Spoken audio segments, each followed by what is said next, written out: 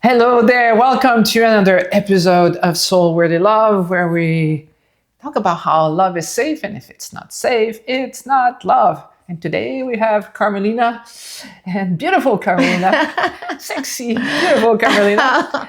Oh.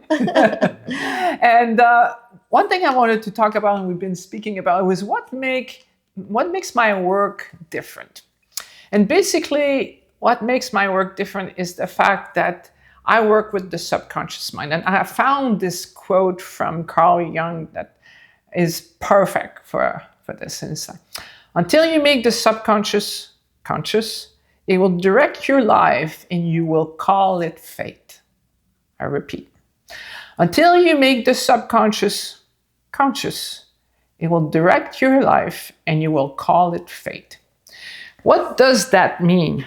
So, whether you are aware of it or not, 90 to 95% of what you do has actually been pre-programmed in your physiology. You have something called the subconscious mind, and your subconscious mind is there to keep you alive, because probably humanity would not exist without the subconscious mind. So it's constantly scanning the environment, remembering things to make sure that we are safe. And I'm going to use my famous yin and yang.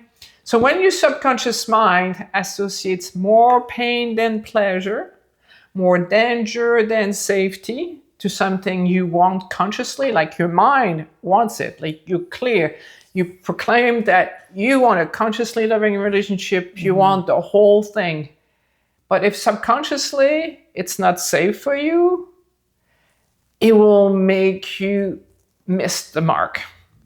You will say the wrong thing at the perfect time. The timing is going to be off. You're always going to fall in love with the person that's not emotionally available by coincidence, or in your relationship and you want to be connected to your spouse, but there's always something that seems to happen to, make it fall apart. So, and the good news is there are methods and there are techniques that you can use, which the method that I created is called the Heart Freedom Method, which is part of the online group coaching called Soul Worthy Love. And so we were speaking before we recorded this, and Carolina was mentioning something, one of the reasons why she liked doing the work with this. So you want to talk some more about it? Well, I mean, there are different components to your work, but one I think that we haven't talked about, which is the muscle testing that's used to help you basically identify people's subconscious. Because you can ask me a question, are you ready for love, Carmelina? Absolutely, I am. But then you test me on the question and I'm like, what do you mean I'm not ready? So I think we do a good job at emotional bypassing for survival. So when you're talking about that whole, what we go through, we're protecting ourselves. We're sabotaging ourselves from finding love. Because you go on that date, oh no, I can't. I'm already writing the exit strategy on a text, right?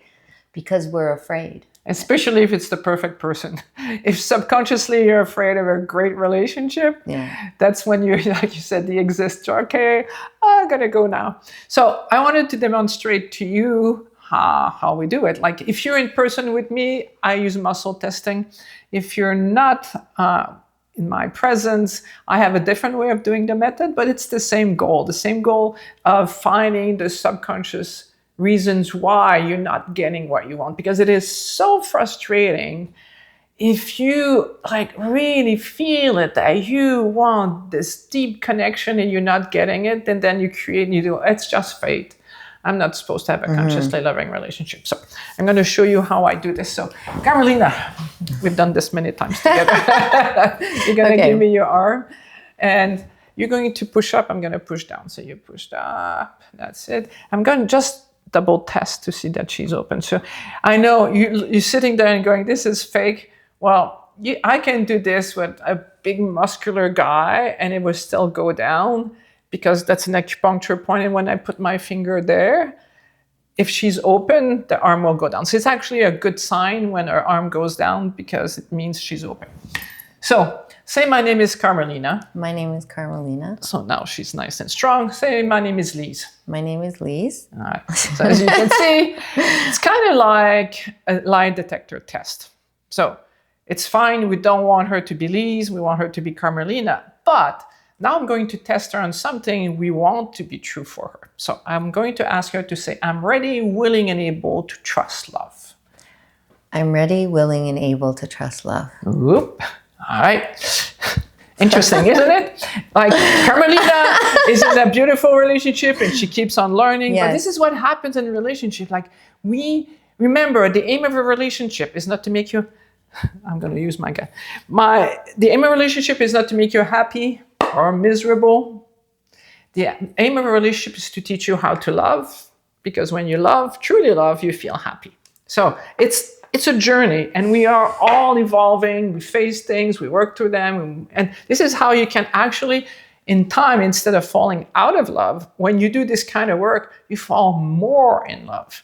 It's a great way. At different levels. Yeah. And you're working through it, which is one of the things you have to be committed in every relationship to work through the highs and the lows. Yes. When you have the right companion, you remember my happy relationship checklist? You can download it. The link is below.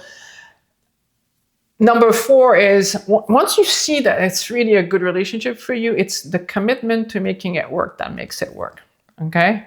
And you can avoid yourself very costly divorce procedures or things like this. And some of you can relate to that by figuring out what's really going on. Like I had one couple, they were flying in from Australia to go to a wedding. And the wedding photographer was a client of mine.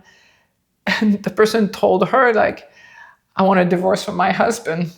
So she told her, go see Lise before you leave. So they were on their way to the airport. They came in for a 1-hour session.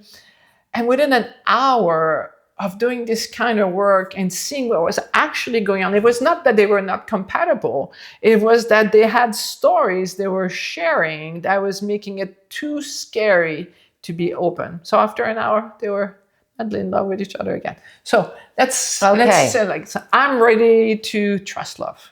I'm ready to trust love. Push up. I'm willing to trust love. I'm willing to trust love. I'm able to trust love. I'm able to trust love. And I don't know why my arm's going down, because I think I'm able to trust love. So consciously, she believes that. This is why when people say, oh no, I don't have any of these things, you would be surprised as to what's actually going on that's stopping you from having everything your heart desires. Like, it's kind of cool because she's ready, all right? She's willing, but subconsciously she's not able. And I'm not going to do the full thing in front of the camera right now, but usually in a session, I would find the exact moment when a belief started that made her feel like she was not going to be able to have true love or to trust love, because love is dangerous. And often happens before age 7. We create stories because when we're little kids, we are at the mercy of the people around us. And that I find very interesting, because when Lise is then, and we're not going to do this because it's private, but when she starts to test what age I was when that first popped into my mind, it's quite interesting because I don't expect it. What do you mean it happened when I was this age, that? And then you go back and you start to think and you're like, wow, that happened to me. And I've carried that for a long time, that incident with that boy, or in my childhood. Our mom was cranky with me one day, so now I can't trust love. Or or you were abandoned from a previous relationship, a marriage, a long-term marriage, or whatever. A common one also is mom and dad fighting. So it's like, whoa, love is dangerous. And despite all the self-work, that I get to the point where I was single for 6 years after my separation, and that was very intentional. As you know, it was a long journey. And then we were together when you said, I feel like you're going to meet someone. I said, I am too. And now we're, this much into it, but it has been a journey also. And we work on it. So self-work doesn't stop. I don't believe it does. And that's the thing I want everybody to know, is that you can have the best coach, the best books, the best program, and the knowledge is phenomenal. But if subconsciously you're not buying into it because it's dangerous for you, it won't work. This is, for me, that's why I love this work, is because you can potentiate everything you're doing and accelerate your growth and get you what you want much faster.